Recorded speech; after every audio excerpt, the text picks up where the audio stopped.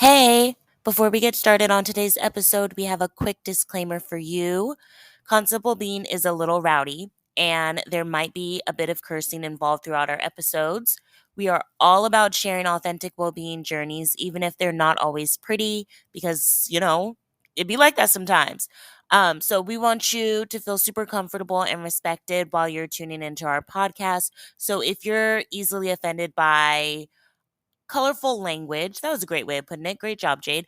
This podcast might not be for you, and that is okay. But we wish you well always. Now, let's jump into today's episode.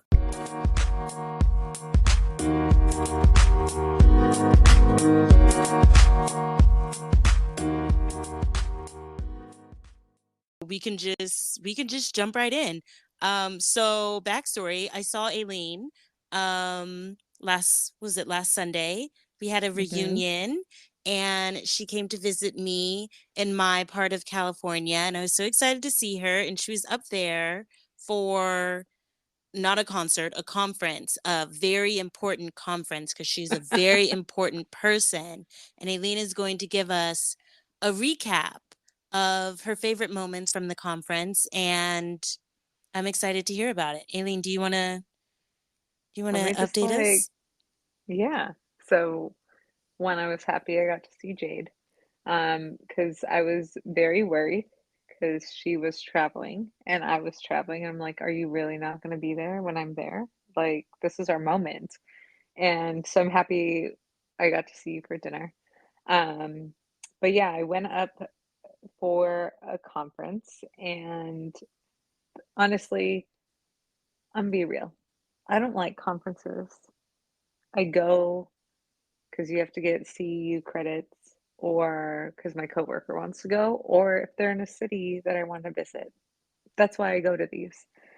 And so this one didn't didn't particularly want to go, but I'm so happy I went. I learned a lot. I think it was better than the two conferences I went to last year, and you just pick up a lot of tidbits of different things. Um, One class that was out of the norm was a leadership class. And I looked at everything else, like in the classes for the day, and there was nothing that I think really applied to me. It was like for other industries. And so I was like, what the heck? Like, I'm gonna go to the leadership class. So I ended up going. It was 8 hours long. Oh And my I was God. like, I don't know how I'm gonna sit through this. Didn't know really what to expect. I knew it was gonna be a smaller class size because there's only up to 36 people allowed in there. So I walked in and I was like, okay, it is what it is. It was very interesting, actually. So I always say I want to learn more about leadership because I feel like I've had bad leaders in the past, but I also want to learn how I can use leadership techniques to manage up. So, this class was actually based on a book that's called Leadership is Language. I'd never heard of it. I was like, I'm just gonna go get 8 hours of credit, sit there, participate. But I'd have to say, like, most of the people in the room were people leaders. And it was interesting when the instructor was talking about the different things about how to apply the concepts from this book in real life.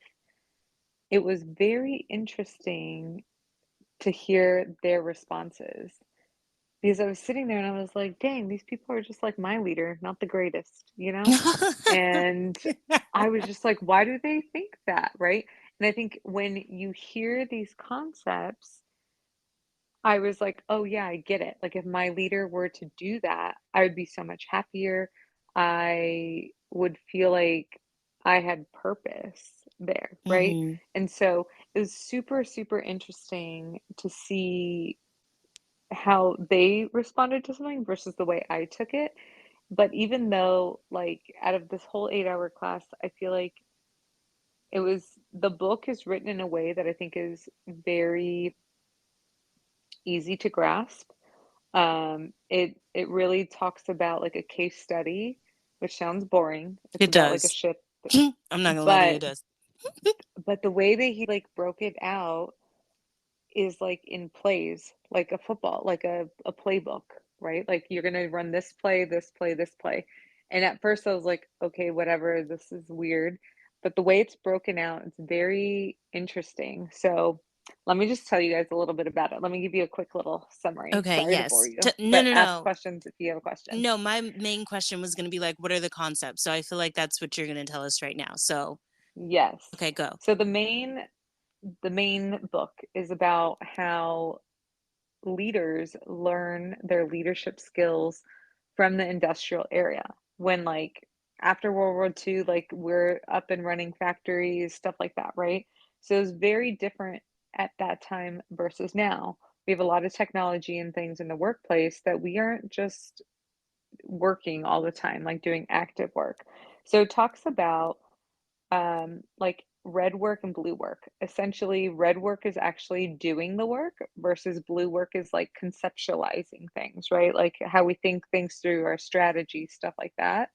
And then red work is like you're actually out there like implementing and doing the work to get that done. Hmm. So it talks about that and how we don't do them at the same time, right? We'll typically do blue work and then red work and then blue work and things of that nature. So the way he explains it, he goes through that, which I think really applies when you kind of think about it, right? You want to conceptualize an idea and then go out there and do it, and then have room to tweak and then do more blue work, red work, and it's a whole flow to get something done at work. Um, the other thing is he talks about six leadership plays.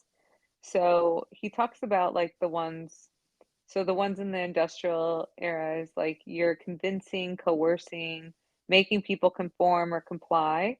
So the new ones that we should, which I'm going to talk about, is we should be replacing them, right? So it should be controlling the clock instead of obeying the clock, collaborating instead of coercing, commitment rather than compliance, complete defined goals instead of continuing work indefinitely, improve outcomes rather than prove ability, and then connect with people instead of conforming to your role.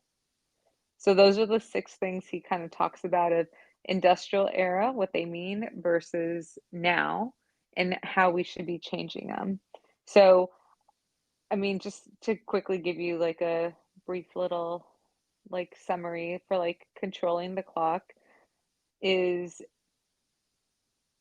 I guess is like instead of like just saying you got to go, this is the deadline and you have to do it, you can use like timeouts or calling a pause, right? So, for instance, like the instructor kind of gave an example, right?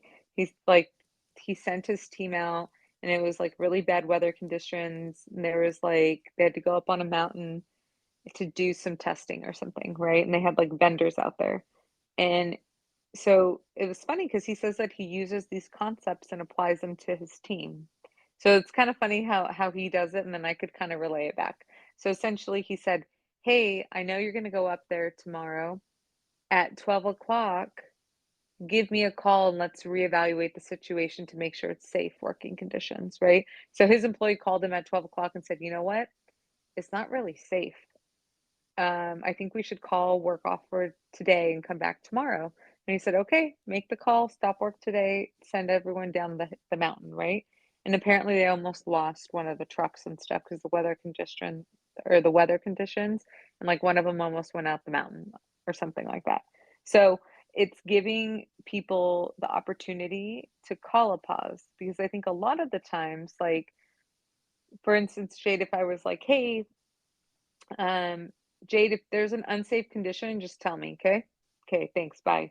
But I'm giving the perception like I'm too busy and I'm not giving you the, I guess, Autonomy? the empower, yes, to call the pause, right? So sometimes when the team isn't ready to do it, you can get like a little check-in, right? And allow them to create a pause.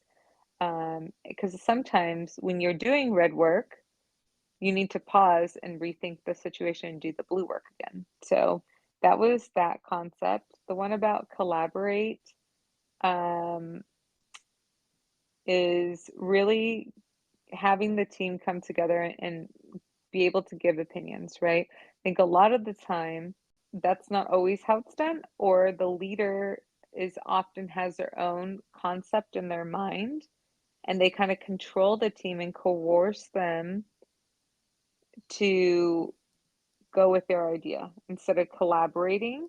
And so this one was funny because when they were talking about this, I was like, interesting. I know someone that does that.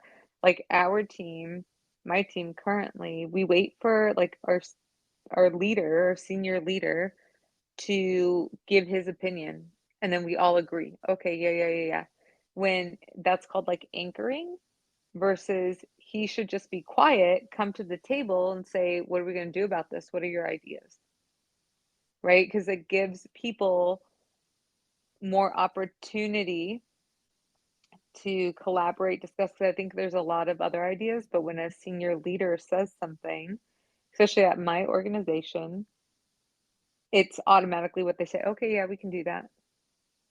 Instead of saying, oh, like, I want to pick red flowers. And he's like, no, we need a rainbow of flowers or something like that, right? It's very, whoever has the power and stuff like that will typically like use coercion to like first talk, bring people around to get them to think like them, when in fact we should stop and like allow other people to talk first. So that was interesting. And not to give instructions, but to give information. Mm. So I think that's a big one because a lot of leaders will just give instruction instead of giving information. And this allows your team to now develop critical thinking skills. It allows them to actually use their brains in a way instead of just following instruction. So once teams become adept to doing this, at that point in time, like when a leader were to come to you and say, like, hey, Jade, I need this from you. You can be like, yeah, I already thought of it and it's already done. Here it is. Instead of, hey, Jade, I need you to go and survey all these people and come back and and compile all the data and let's review it. You can be like, yeah, I already did that. Here's the data. Here you go. Right? Because you saw it as a need and as a gap, and they're giving you that empowerment to do that. The next one is commit. So commit to learn, not just do. Commit to actions, not beliefs. And then also is like commit to small chunks of it and not just to do it all. So this is like important because I think a lot of times if it's a big project, right? Like rolling out a whole standard across the whole world, it's huge. So having people commit to small little tasks is easier instead of the whole thing. And then also commit to learn, I think is very, very important, as we want to make sure that we're learning as we're going and we're not just doing it to get it done. Because I think there's a lot of um, things to do, like developing a hypothesis, making decisions, that sort of thing. The next one is complete. So complete marks the end of like the red work and signals our time to go back to the blue work. So we get to collaborate in the blue work, and then um, this one has a lot to do about celebration and how we celebrate people at work. So, like for you, what do you do if you want to celebrate someone, or what do your leaders do for you? Oh, I was gonna say if I like whenever I like finish like a little project, I'm always like I should go to like the sweet shop and Uh go huh. get like a cupcake or something or like a brownie or something. You're Um so spot on. yeah, like I'm like, "Oh, yay, I did it. I'm gonna go get a little treat." Because Yeah, yeah, that's what I do. So, but that's so funny because we were talking about that in this class of when complete something and we want to celebrate, we attach it with food as a reward. Like, oh, we're gonna have a Oh, pizza party. Oh, I'm gonna bring in cookies for the team. They did such a good job. I thought it was because I was a Taurus, and so like I just like That too, that okay, too. like that's usually where my head goes to. But I mean, food is nice, but I mean, I'm just gonna throw it out there that like money is always accepted. I would appreciate that as well. So, but go ahead. Is there a reason Yes, as but to if why they always do money, food? no, it's just the way we are, like our culture is based. It's, oh, let me reward you with food or say, good job, Jade. But one of the biggest things, which it was funny because me and my peer who went to the conference, we had a conversation about this because I think the words we use to celebrate people when something is complete is like, "Oh, good job, Jade." And like, "Okay, cool, like you recognize I did this." But sometimes, like if someone were to say, "Good job, Aileen," like my boss, for instance, if he just said, "Good job, Aileen, you got it done." I'm gonna base it all on, okay, for him to be happy and to get me to say good job and motivate me, it's going to be more of I have to complete um, these tasks or whatever, right? And it doesn't motivate me in a way that's positive, or we get a cookies or a pizza party. So one of the big things is discussing that behavior that um, we are exhibiting, right? Or discuss the actual work that we did. So instead of saying, like, good job, Jade, that was excellent work. Here's a cookie and a pizza party. You guys met the quota or whatever it is, right? Then instead, to be like, hey, Jade, I noticed all the long hours you put in. You did a phenomenal job. It's so detailed, all the data that you collected, blah, blah, blah, blah. It's more meaningful and you feel heard. So the funny thing is, my peer didn't see it that way Hmm. versus I did because I feel like my current leader does not, he doesn't know everything I do. And when he says, "Oh, good job, Aileen," like he does, like, what are you complimenting me on? Because you don't even know what I did to finish that. You don't understand how much time, how much effort, everything I had to do to implement this program here. And I wish like he were to understand more and actually, it would go a lot further with me if he's like, "Hey, Aileen, I know it took you forever to compile that presentation and present it out to the whole company. But you know what? Great job. Your attention to detail was spot on, whatever, whatever." That is more meaningful to me Hmm. versus great job. Here's a cookie. You have no idea like what I just did, but okay, cool. So that one, I was like, interesting.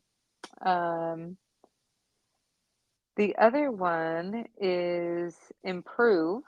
So improvement is we need like you're going to do the red work, right? And then you're going to see how you can improve. So it's always like ever changing between both things.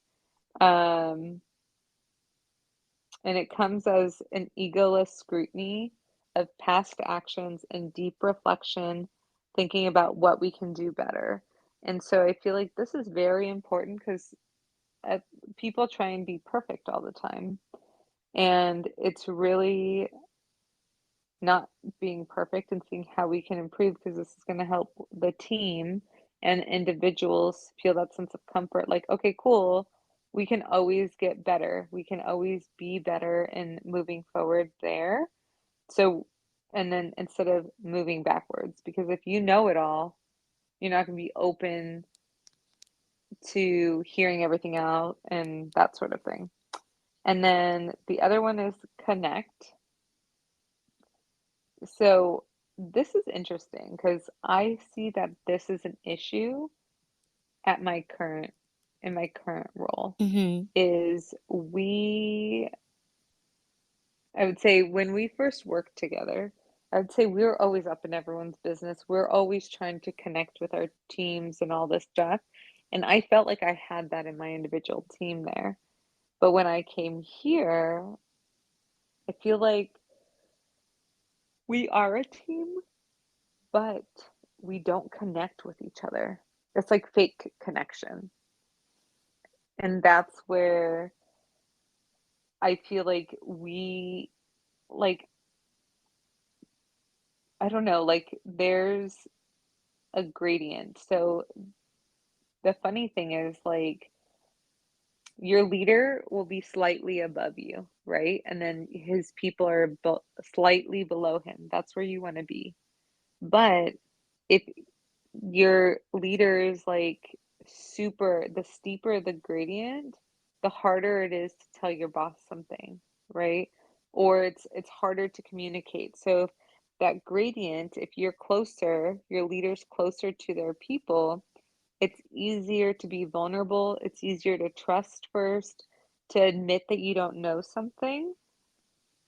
Um, and gradients can be caused by like a lot of different things, right? So hierarchy in some parts of the world, salary, like if you have like a reserved parking spot, you're giving the notion like you're better than everyone. Seating location, right? You sit up on the 15th floor, that's where all the executives sit, versus you're on one or something like that, right? So there's a lot of different things that can kind of contribute to the gradient, and I think the culture of the company as well. So this one I think is very interesting with, I would say, the higher up leader from my team, like his organization. I don't feel disconnected from him because I think he understands this, but I think midline managers and stuff have an issue with this, and that's the problem. Hmm. Do you ever feel like that or no? Um, I think I that feel like it you're more like hands off what do and you like it that way. what do you mean? Like, so for instance, like you go to work, you get your stuff done, and you don't want to deal with it and you leave. Versus for me, I feel like if I get more people around me to help and we become one team, we become stronger because you built that relationship. And if like something hits the fan, you guys are all going to have my back versus Oh, you just think I'm not. just a dog. Like I'm just out here like, you know what? You know what though? To be fair, I understand where you're coming from because as soon as 5 o'clock hits, I don't care anymore. Like that's tomorrow's Yeah. problem. Versus like maybe if something happened for you, you'd be like, oh, it's like 5:03. I need to like figure this out because like, XYZ needs help or whatever. And like to be Mhm. fair, every now and then I'll rally. Like I will rally for someone if I need it. Like if it's absolutely necessary and it's not because of like bad planning or something like that. If it's because you didn't Mhm. plan things out, I'm not rallying for you. I have to watch Love Island at 5:03. Like I'm busy. So it really does depend, but like yeah, I mean, I go there, I get my, I do my little job or whatever, and then I leave. And to be fair, I didn't choose a um like a job where like if there is an emergency, like it's like life or death, you know what I'm saying? It could always wait Yeah, yeah. until the next day. Like I'm not on call. Like I know like for you there might be like I don't know if you have to do that on call thing or whatever like every couple. I remember that was a thing when No. we were interning. That I was was the like thing. I did not. I was like listen to me. Listen, you guys will give me this phone and I will be on call, but I will be lit and I'm gonna get fired. So no, we're not doing this. So no, as soon as I log out, I'm logged out. And I think that my job understands that and they respect it. And we've had conversations about workplace boundaries on like when it's appropriate for like things to be, oh, I need Jade's Yeah. help. And honestly, the answer was never. Find someone else to do it. Get someone else to do it. Um, Respectfully. Because it's like, am I supposed to be on call all the time? Like, I'm just a girl. Like, I logged out. It's 5 o'clock. Like, we don't need to do this. Nothing is ever that important for my specific role. I will say that. Yeah. So yes, I agree with you. I am a little bit more hands off, and I do really not care at 5 o'clock. Like I try not to. It's just for me, that's just the way that it has to be for my mental health. Like it has to be like this like very strict boundary. And that's what I've learned. Cause when I didn't have that workplace boundary and like things would Hmm. kind of creep in, like my coworker had my personal device phone and stuff like that. She would like text me at 6 o'clock, and like it was just really hard for me to turn these things off. And so for me, I have to create that like hard set boundary of like at 5 o'clock, I will not talk about work. I'm not going to think about it. There's nothing I can do. And I'm not going to like rally. Like I'm not going to rally unless absolutely necessary. And usually I'm really only rallying if I did something wrong. You know what I'm saying? If I'm trying to fix something, like where it's just like you got to get this done, it's on you. If it's for someone else, I'm Hmm. about to be like, I don't really know. That sounds like you could have planned that out a little bit better. But, hey, I'm a Yeah, team yeah. sport that I do I feel help. like you are. I You, do. yeah, I definitely. You am. are. I'm not But a I feel terrible like, person, but at the same time I will be like, I don't know, like I gotta go. But you know, anyways, keep going, keep going. so anyway, the whole book though, like those are the concepts, right? But the Mm-hmm. whole book is how you can change your language to essentially adopt those and make your team more effective and get them to actually do stuff. So it was interesting because a lot of it, I was like, ah, I see that, I see that. And so, like for instance, in the book, they talk about the ship called El Faro or something, and it's a ship that takes goods from Florida to Puerto Rico and back. So essentially, there was like 30 some people on board, and the captain of the ship like decided they're going to take the same path even though the freaking biggest hurricane was coming, and they sailed the ship to the center of the freaking hurricane, and essentially they all went overboard and drowned and died when the ship sank. Wow. um so they use this whole concept, and the reason why they picked this is because they were able to pull all the recordings from the ship, so they knew like what was happening. So multiple times, like people tried to warn the captain of the storm, they tried to bring it up, but the language that was used really discouraged people. And the way he phrased things, right? Like, we're fine, we're going to take the original route. And like, there's other routes that they could take. And it's very interesting on how language can actually make a difference there. So there is an example. So let me let me go to it. Please hold. Holding.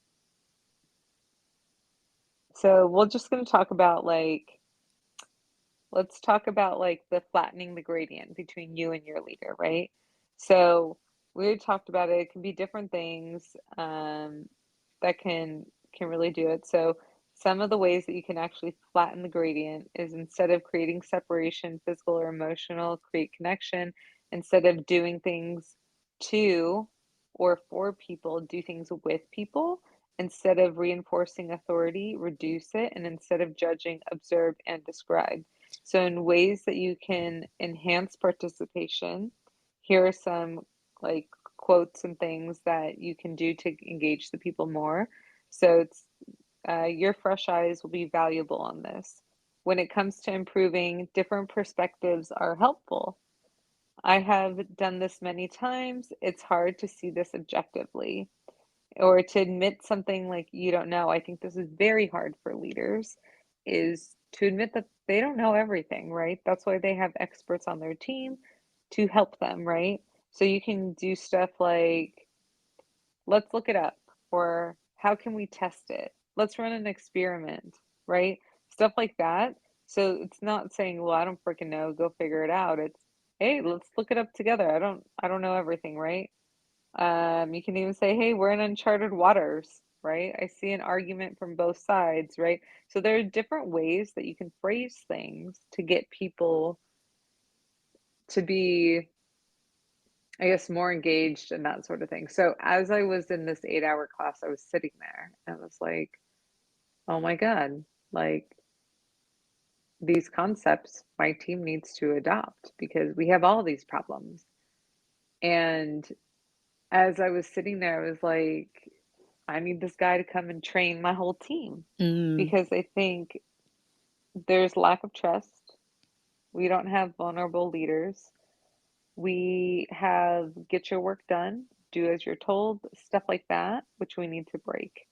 But it was so simple just to see the language and how people can become comfortable and things of that nature. But he talks about this author has like another book, and the author is like, I think he was the captain or something in the Navy.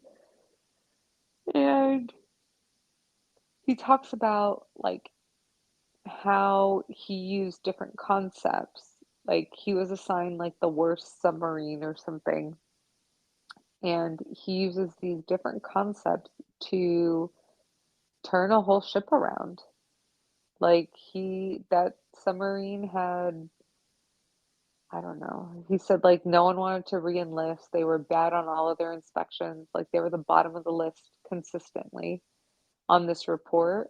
And he said just by these simple little changes, like everyone re-enlisted, they started doing great on their inspections, all this stuff because people felt empowered. They felt like they could do this stuff. And I was like, so interesting because I think for my team at least, I think there is a language barrier because we have not all native English speakers. And there is the way people, I think, talk to each other and relate to each other is very difficult. And I think if some of this stuff was adapted, it would change the outlook of our team like tremendously. for sure. Can I ask you a question?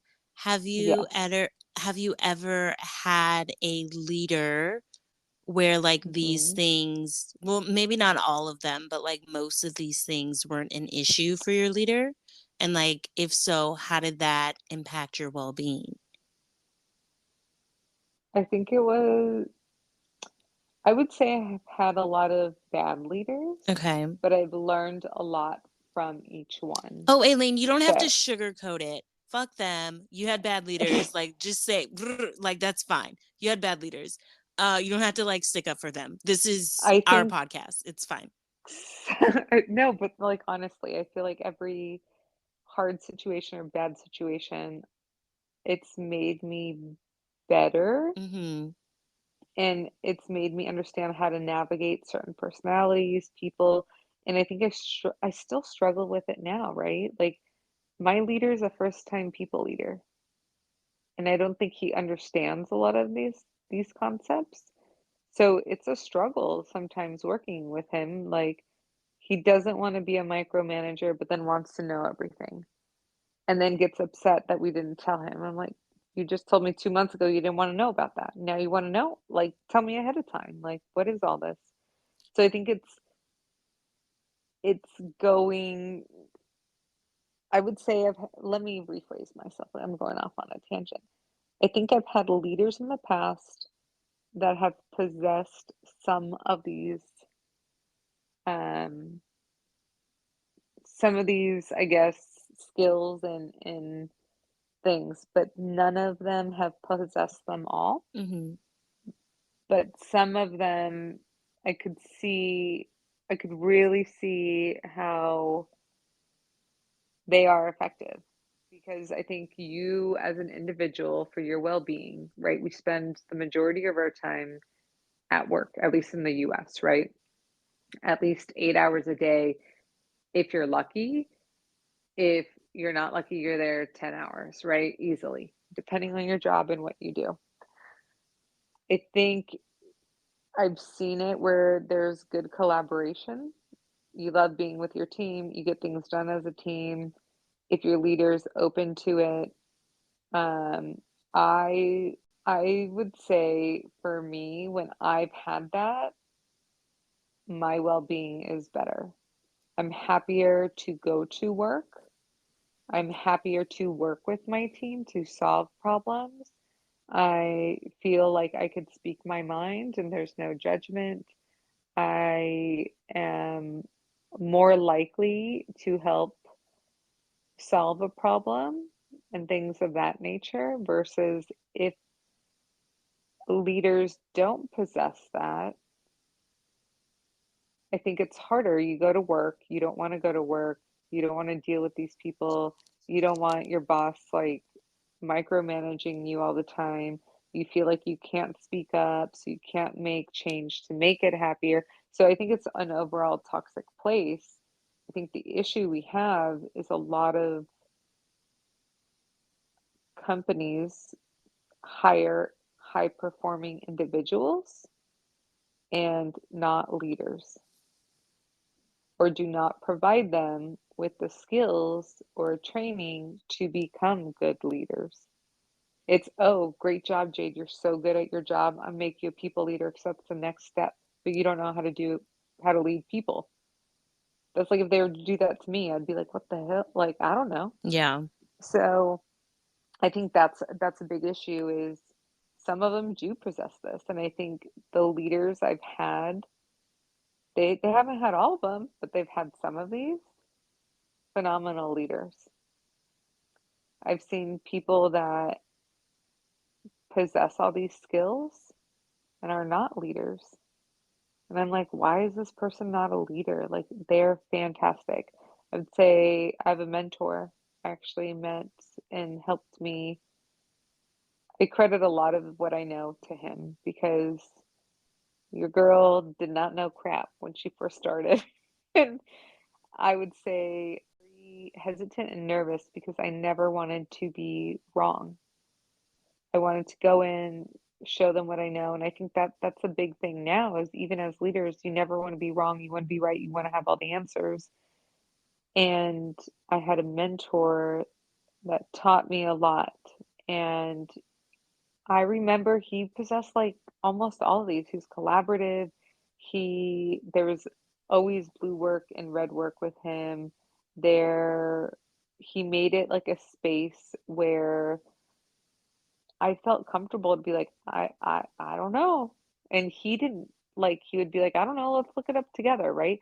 So he made it a space where it was so comfortable that we could learn, we could come up with ideas, all of this stuff. Like, and I always say today, like, he just became a real people leader. And I was like, if anyone were to call me, if he were to call me today and said, Aileen, I have a job for you, come work for me, I would leave. I would go work for him in a heartbeat because I know he's a good leader and he possesses these skills. Because ultimately, like, I know my voice will be heard. I Hmm. know there's that space where I could call a pause, right? Control the clock as it says in the book. Like if I really think it's an issue, I could go to them and be like, "Hey, time out. Like this is a real big issue. We need to discuss this, right?" And I feel like he would hear me. He'd be like, "Okay, what's the issue? Like how can we work through it together, right?"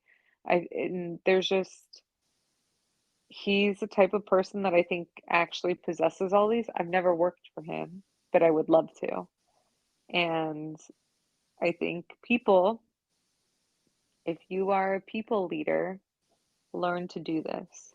I think it sounds cheesy, I don't but think I it think it, sounds cheesy. I think it actually like really checks out. Like I know like sometimes like a boss will leave and then like the people that used to report to them, like they'll like bring them over because like the people that reported to that boss will be like, hmm "No, I love that boss. Like I will follow them hmm to a different company." And like even in I don't know, just, most people, what is it? Hold on. I have the stat up.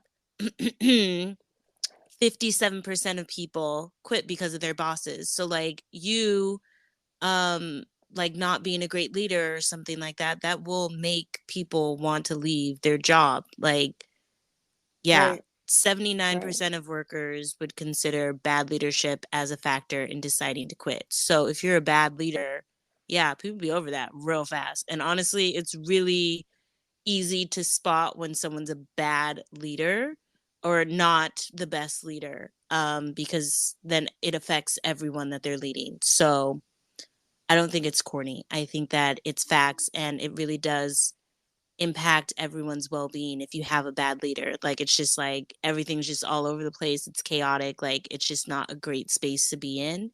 And so I think that having a great leader is so important. And honestly, I feel like I would stay longer at a place if I had a great leader. Like, I'll reconsider, like, leaving. Like, I'm like, "No, I really like them. They're really great for my mental health. Like, I don't wanna Yeah. leave." So, I don't think And it's I think corny. leaders, I think you're so right, is leaders have so much effect on your mental health Mhm. and how like stress at work, right? And I think it's very rare to find a good leader nowadays. I think there's a ton of leaders out there. To find a great one it's very, very rare. Yeah. I would say I've had okay leaders, I've had terrible ones. I've never found one so far in all of my working years that is phenomenal that I've reported to. You know They've been what? okay, but I not. I Have you had have one? had, yeah, like, I'm thinking about my leaders, and, like, I mean, not everyone's perfect, right? But I feel like I'm, like, specifically thinking of one where it was just, like, she was a great leader. Like, she was a great person to, like, lead the team. She just, I don't know, she was it. Like, I was just like, "You are it, girl." Um, Mhm. so I feel like I'm pretty lucky to be able to experience, like, what good leadership is, and then I've also, like, really experienced, like, when I've had a bad leader and I'm just like, "What are we doing here?" But, yeah, Yeah. no, I feel like to this day, like, if she were to be like, "Oh, Jade, I have a job opening. Do you wanna come work for me?" I'd be like, "Actually, what's the salary looking like?" Yeah, like, I'm open to it, like, let me Yeah. Yeah. like, you were a great leader, so, like, I would yeah, I would be into that. So, yeah, I feel like I have. I'm, like, thinking of one specific person. She was great. Like, she was an Yeah. icon for sure. Yeah, and I think it's funny that she sticks out for you, and I bet she was empathetic too. Like, she understood and was empathetic, and for me, I'll work my ass off for you, but I have to feel like you understand the work I'm doing, how much work it takes. You need to be empathetic and you need to make me feel comfortable. And the way you do that is through language, right? And making me feel comfortable by empowering me to do it, right? Instead of just saying, you need to do this, you need to do this. It's, hey, have you thought of this? What about that? You know what I mean? Like, or, Mhm. hey, let's look it up together, right? Simple things like that. But yeah, I just feel like, I don't know, like your workplace has so much to do with your mental health and your well-being. It Because does. if you have a bad day, like at work, right? Let's just say you're gonna come home and you're gonna be like, "Ugh, I don't want to do anything." Like even today, I had to go and do this like assessment on this guy, and I get there, he's just like in a bad mood, and he's like, "Here you go, take a look at." And I was just like, "What are you, dude? Like it's like 9 a.m. Like why are you so upset right now?" Like, and I get it. He's frustrated. He's not getting what he wants. Is it going to kill him? No. Can you wait a few months? Yeah, you need to chill out. Like, and it's like he's so upset that he's taking it out on people he just never met. I'm like, Yeah. dude, I kind of feel sorry for you. Like, Sometimes people just be miserable, and, yeah, like, misery loves company, so they'll, like, try and, share it with you, but I think there's also, sometimes, like sometimes things just, like, bounce off of you where you're just like, "You're miserable, but, like, sucks to be you." I don't know. Like, where you're just, like, leaving, like, "That guy sucks," but, like, don't let it ruin your day, you know? Like, I didn't. So I was good. like, he's being weird. You're an adult throwing a tantrum right now. It's Like, I don't know what to embarrassing. tell. Exactly. So, anyway, I just feel like your workplace has a lot to do with how you are, right? Yeah. Not just Does your it workplace, but like your leader. Like if you do exactly? report to someone, they really do really, I can honestly speak for it, like really do play like a really big part in how how your work life is going to go. And then I mean, especially in America, like your work life is very much tied to, the rest of your life, unfortunately. So yeah, Yep. if your work life is just chaotic, like it kind of bleeds into the rest of your life and you can see that and it kind of like spirals out a bit. So I agree with you. I think that this was a very interesting topic. It was a very professional topic for us here at Concept Wellbeing, but I appreciate you giving us the summary, the lowdown on the concert that you went to. It The sounds conference. whatever. Um, with that being said, Aileen, is there anything else you would like to share with the team? I would just say if you are one, a leader at a company, is that you lead any type of people, really consider reading the book. I think it's very enlightening. Um, the other thing is if you are not a people leader, I still think it's a good read and think about how you can influence your leaders in a way to do this. But I think it gives you more understanding. Um, and I think we need We better need better leaders. leaders. I knew you were going to Yeah, say that. Yeah, we yeah, do. agreed. Mic drop. Pew. Yes, that's it. Ka-chow. Good Okay. job. Okay, beautiful, stunning. All right, with that being said, thank you so much for listening. Maybe share this episode with your leader if you want to be like slightly passive aggressive and be like, "Hey, read this book." Solid. Just send Hey, them this episode and I sent, listen, the book is a free listen on Spotify if anyone has it. I listened to it on my way to work, and today I messaged it to my boss and was like, hey, this is a great read. okay, come on, I Aileen. shared it. Way to way to lead the way to lead them.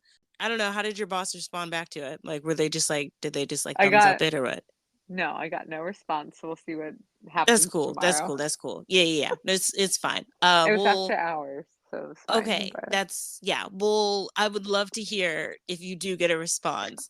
On the okay, next episode, we'll follow up on that one, because that's actually iconic. Anyways, uh, hey, you suck as a leader. Listen to this. Anyways, that's not the vibe. So it's fine. Anyways, thank you so much for listening. With that being said, we hope you have a good day or a good night, and we hope that you are well. Bye. bye.